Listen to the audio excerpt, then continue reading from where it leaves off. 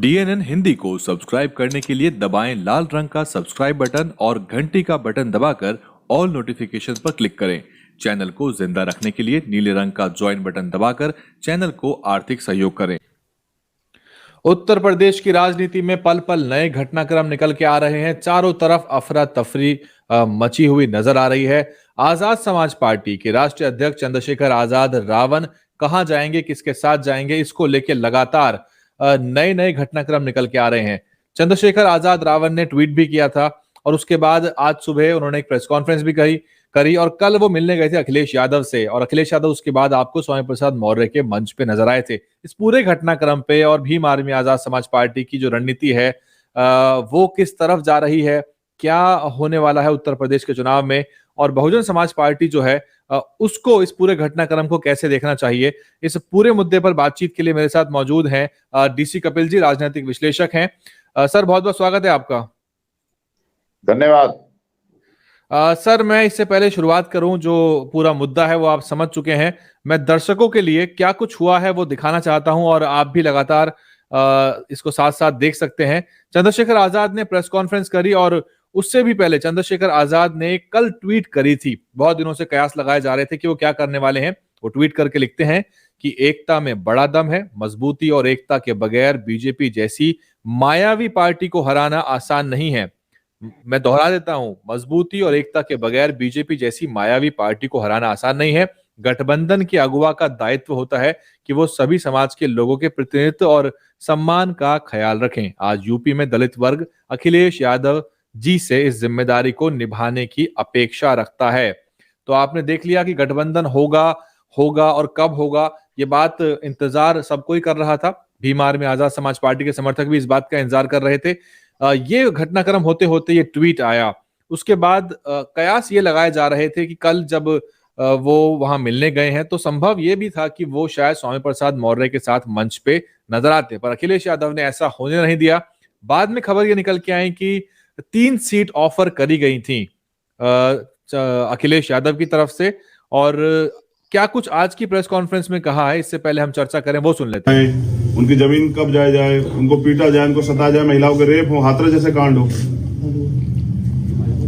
और 2 दिन में निराशा हुई कि 1 महीना 10 दिन के बाद उन्होंने कल अपमानित किया। ये दुखद। अपमानित किया आपको? ये बहुजन समाज के लोगों का उन्होंने अपमान किया है। किसने सर? अखिलेश यादव ने। मुझे ये भरोसा था कि वो भी 85% बहुजन समाज के लोगों को इकट्ठा करने का प्रयास करेंगे, क्योंकि हम सब लोग भाजपा को रोकने का प्रयास कर रहे थे। मैं समझता कि यहाँ पीठ के दर्द के बाद भी 2 दिन से हूँ कि किसी तरह से बात सकारात्मक हो जाए, लेकिन तो देखा आपने क्या कहा, उन्होंने अपमानित महसूस कर रहे हैं और अपमान किया पूरे बहुजन समाज का। तो वहां गए थे लेकिन बात नहीं बनी और नाम लेकर स्टेटमेंट डिक्लेयर कीजिए। और आगे की रणनीति आपकी क्या है? देखिए मैं फिर मैं यही कह रहा हूँ ना कि 1 महीना 10 दिन से उन्होंने हमसे बात की, तय करके रखा और हमसे कहा कि आप परेशान मत हो। मैंने उनसे कहा कि आप बड़े भाई, क्योंकि उनको चिंता हो या ना हो, वंचित वर्ग के लोगों की हमें चिंता है। मैं प्रमाणित भी करता हूं कि पिछले 5 साल में समाजवादी पार्टी के राष्ट्रीय अध्यक्ष किसी एक दलित की हत्या पे, रेप पे, कितने बड़े बड़े मामले में नहीं गए उनके घर। फिर भी हमने सारी चीजों को दरकिनार करके स्वाभिमान सम्मान की लड़ाई लड़ने वाले चंद्रशेखर उनके घर गए, 3-3 बार उनसे मुलाकात की, उनसे अपील की कि इसको बना लेते हैं। तो एक दिन के अंदर चंद्रशेखर आजाद रावण के जो सुर हैं वो बदले हुए नजर आए। एक दिन पहले ही वो एकता की बात कर रहे थे और अखिलेश यादव के नेतृत्व में अगुवाई की बात कर रहे थे, लेकिन अब वो दलितों के अपमान की बात कर रहे हैं कि दलितों का अवहेलना किया, अपमान किया। आगे क्या कुछ कहा वो सुन लीजिए। नहीं करने दे रहे हैं, मुख्यमंत्री खुद प्रयास करते हैं, प्रधानमंत्री मास्क उतार के घूमते हैं सारे में। तो बीजेपी ने जो 69,000 शिक्षक भर्ती घोटाले के, इन सबको रोकने के लिए हमने एक कदम बढ़ाया, सकारात्मक रही सब चीजें। लेकिन अंत समय में मुझे लगा कि अखिलेश जी को दलितों की जरूरत नहीं है। वो इस गठबंधन में दलित नेताओं को, दलित लीडरशिप को नहीं चाहते। वो चाहते हैं कि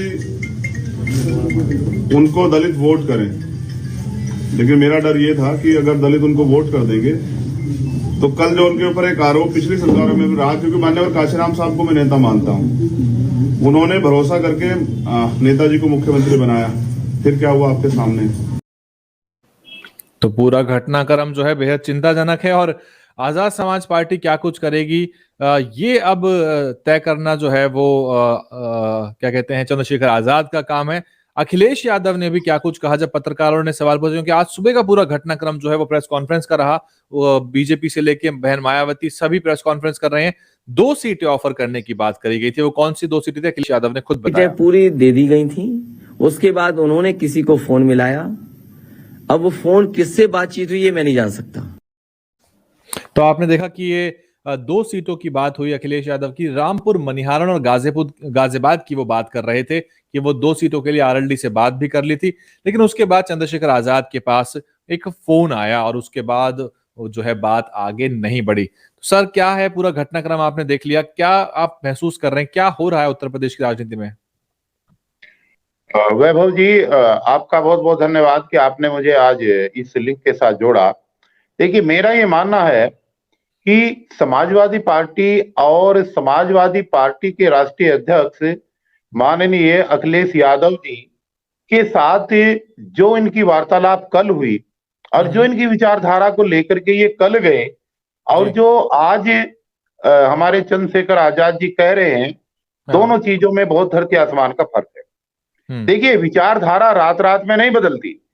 वही अखिलेश यादव कल थे जिनके दरवाजे पर ये गठबंधन को लेकर के गए थे, और वही अखिलेश यादव आज है जिनके ऊपर चंद्रशेखर आजाद एक अलग तरीके का आरोप दलितों की आवश्यकता नहीं है का लगा रहे हैं। मेरा ये मानना है कि काश जब ये कल वहां पर गए थे, अगर इनको मुंह मांगी सीट गठबंधन के अंदर मिल जाती तो तब समाजवादी पार्टी के राष्ट्रीय अध्यक्ष की विचारधारा बहुत बढ़िया हो जाती। और अगर उन्होंने 2 सीट ऑफर की और दरअसल अपमान शब्द का जो इस्तेमाल चंद्रशेखर जी कर रहे हैं वो अपमानित दलितों के होने या न होने का नहीं है। ये अपमानित शब्द का अर्थ उनकी मंशा के पीछे का जो छिपा हुआ है वो ये है कि चंद्रशेखर आजाद की भीम आर्मी और आजाद समाज पार्टी कांसीराम को, इस पार्टी को मात्र 2 सीटें देने का जो ऑफर उन्होंने किया, इससे उन्होंने अपने आप को अपमानित महसूस किया है। ये सच्चाई है। सच्चाई ये नहीं है जो वो इनके ऊपर आरोप लगा कितनी सीटें डिजर्व करते हैं आजाद समाज पार्टी, कितनी सीटें डिजर्व करती है? क्योंकि हर कोई जो है आजाद समाज पार्टी का पक्ष भी लेता है, जो समर्थक हैं मीडिया में भी छाए रहे थे। कुछ लोग कहते हैं कि बसपा से गठबंधन कर लेना चाहिए या बहन जी को बुला लेना चाहिए। देखिए, जहां तक सीटों का सवाल है, अभी जब तक ये एक बार चुनाव नहीं लड़ेंगे और पहली मर्तबा चुनाव लड़कर के जब तक इनका वोट शेयरिंग का प्रतिशतता पता नहीं लगेगी, जब तक इनको कितनी सीट मिलनी चाहिए ये कहना बहुत मुश्किल है। क्योंकि इन्होंने पार्टी पहली बार चुनाव लड़ रही है, पहली बार चुनाव लड़ रही है। उत्तर प्रदेश के अंदर एक मीटिंग की और पूरे प्रदेश के लोगों को वहां पर बुला लिया। उसके बाद में दूसरी जगह मीटिंग की, वही जमावड़ा वहां पर इकट्ठा हो गया। या कितना वोट शेयर किस सीट पे इनका है ये तो अभी किसी को पता नहीं है। पहली बार इनको चुनाव लड़ करके अपनी वोट शेयर का अंदाजा स्वयं भी लगाना चाहिए, और जो गठबंधन के दूसरे राजनीतिक दल हैं उनको भी जब तक इनकी औकात का और इनके स्तर का राजनीतिक विरासत का पता नहीं लगेगा, तब तक ये कह देना कि भाई इनको कितनी सीट मिलनी चाहिए थी, ये कहना बड़ा मुश्किल काम है। देखिए, अगर इनको 2 सीटें भी मिलती जी, अगर इनको 2 सीटें भी मिल रही थी और 2 सीटों पर इनको लड़ने का मौका मिलता और ये दोनों सीटों को जीत जाते, तो निश्चित रूप से एक आगे के लिए एक रास्ता जाता कि भी जो गठबंधन में इनको ऑफर किया गया उस पर ये 100% कायम रहे। लेकिन आज अभी मैं भी आज प्रेस कॉन्फ्रेंस उनकी देख रहा था, उसमें जय भीम और जय मीम का मामला निकल करके आया कि ओवैसी साहब के साथ उनका गठबंधन होने की संभावना बन रही है। तो अभी तो स्थिति ये है, ओवैसी साहब की भी बात कहीं बनी नहीं है, क्योंकि ओवैसी साहब के को लेके भी लगातार कयास निकल रहे थे कि वो इसके साथ जाएंगे उसके साथ जाएंगे। वो यही रहा है कि जिन लोगों की भी अभी तक किसी भी गठबंधन में बात नहीं बनी, जिन जिन लोगों की गठबंधन में बात नहीं बन पाई है, वो सब लोग अब लास्ट स्टेज में आकर के, जब चुनाव संहिता लगने के बाद में नॉमिनेशन फाइल करने का लास्ट समय आ गया है, अब उनके पास आपस में मिलने के अलावा और कोई रास्ता नहीं बचा है। यही सच्चाई है। और विचारधारा की जहां तक बात है, विचारधारा के आधार पर यह नहीं कहा जा सकता कि हाँ भाई इनको कितनी सीटें मिलनी चाहिए थी, कितनी नहीं मिलनी चाहिए थी। और समाजवादी पार्टी की विचारधारा के ऊपर या वहां के राष्ट्रीय अध्यक्ष के ऊपर जिस तरीके के आरोप लगा रहे हैं, वो आरोप तब साबित होते अगर ये वहां पर जाते ही ना। क्योंकि ये गए, इनका टीवी पर आया, इन्होंने बात की, इनकी जो है वहां पर बात सीटों की नहीं बनी। जब सीटों की बात नहीं बनी तो ये वहां से अपने आप को अपमानित महसूस करके आए कि उत्तर प्रदेश जैसे विशाल राज्य में जहां 403 सीटों का राज्य है, वहां पर एक पार्टी ने इन्हें मात्र 2 सीटों का ऑफर दे करके इनको इनकी राजनीतिक हैसियत का अनुमान कराया है। इसलिए ये अपने आप को सब जो है ना अपमानित महसूस कर रहे हैं। ऐसा तो नहीं कि एक्सपेक्टेशंस बहुत ज्यादा लगा रहे हैं अपने आप से आजाद समाज पार्टी। ठीक है, मीडिया ये भी तो नहीं पता। देखिए, ना तो अखिलेश यादव जी ने ये बताया और ना ही ये चंद्रशेखर आजाद जी ने बताया कि इन्होंने सीटें मांगी कितनी थी और कहां की मांगी थी। क्योंकि जब तक ये खुलासा नहीं होगा कि आखिर वो कौन सी, लेकिन दिक्कत तो ये भी है ना सर कि अखिलेश यादव किस किस को और कहां सीट देंगे। लगभग 100 सीट तो पहले ही वो बांट के चल रहे हैं। पहली बात तो इनकी ये मजबूरी है। दूसरी बात, अब समय बिल्कुल नजदीक हो गया है। जो उनकी पार्टी के अपने कार्यकर्ता हैं, जो 5 साल तक झंडा लेकर के सड़क पर लड़ाई लड़ते रहे, आखिर उनका क्या करेंगे? उनको कहां भेजेंगे? इस समय पे किसी को समायोजित करना बड़ा मुश्किल काम है। इसमें कोई भी पार्टी का नेता हो, उसके लिए लास्ट स्टेज पे ये कहना कि भाई दूसरी पार्टी के लोगों को टिकट दे दे और अपने वालों को छोड़ दे, तो वो फिर वो बहुत बुरा हाल होता है और उसमें फिर बगावत होने के चांस होते हैं। और जो लोग आ रहे हैं 403 पे चुनाव लड़ेंगी, बहन जी ने कहा है कि वो पूरे 403 सीटों पे चुनाव लड़ेंगे, कोई गठबंधन किसी से नहीं होगा। ये बात कई बार बहन जी ने पहले ही 1 साल पहले ये घोषणा कर दी थी कि हम किसी के साथ समझौता नहीं करेंगे, हम किसी के साथ गठबंधन नहीं करेंगे और हम 403 सीटों पे चुनाव लड़ेंगे।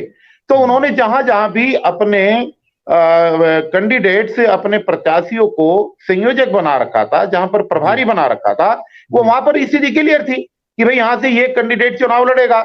वहां पर उन्होंने पहले से ही काम किया।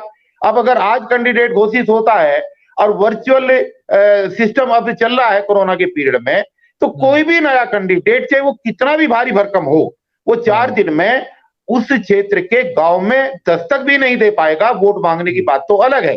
तो जो लोग अब लास्ट स्टेज के ऊपर किसी भी पार्टी से गठबंधन करके ज्यादा सीटें मांगने की बात कर रहे हैं और सीटें ना मिलने पर जो इस तरीके का आरोप लगा रहे हैं, उनको राजनीतिक मजबूरियों को समझना चाहिए। ये आरोप निराधार है, मेरे हिसाब से बिल्कुल निराधार आरोप। कहीं आपको लगता है कि पूरी मिसहैंडलिंग हो गई आजाद समाज पार्टी की, जो अब तक की रणनीति रही, कहीं राजनीतिक उसमें इमेच्योरिटी झलकती है कि आप एक स्टैंड नहीं ले पाए टाइमली और आप जगह जगह प्रयास करते रहे और आखिर में मायूसी साफ नजर आ रही है आजाद समाज पार्टी के मुखिया चंद्रशेखर। भीम आर्मी संगठन सहारनपुर की सफीरपुर की धरती से बना हुआ एक अकस्मात संगठन था और उसको बहुत देश के लोगों ने तरजीह दी। जिस हिसाब से ये संगठन बढ़ रहा था, इनको राजनीतिक पार्टी बनाने की जल्दी नहीं करनी चाहिए थी। इस सामाजिक संगठन के माध्यम से इनको 2022 के उत्तर प्रदेश के चुनाव में बहुजन समाज पार्टी के साथ कंधे से कंधा मिलाकर के बात करनी चाहिए थी और उसको जिताने का प्रयास करना चाहिए था।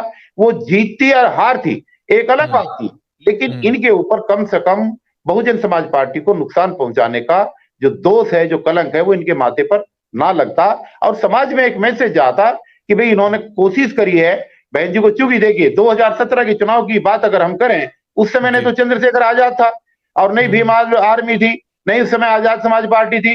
तब उस हालात में भी बहुजन समाज पार्टी को कोई बहुत अच्छा जो है ना सीटें नहीं मिल पाई थी।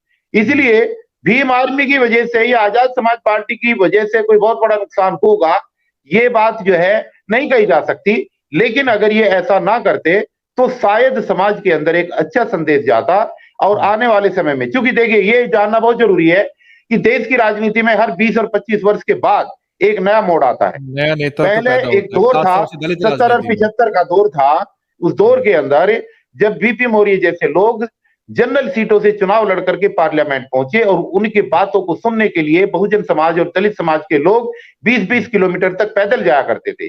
वो उस दौर के बाद में 1995 का दौर आया जब बहन जी उत्तर प्रदेश की मुख्यमंत्री बनी।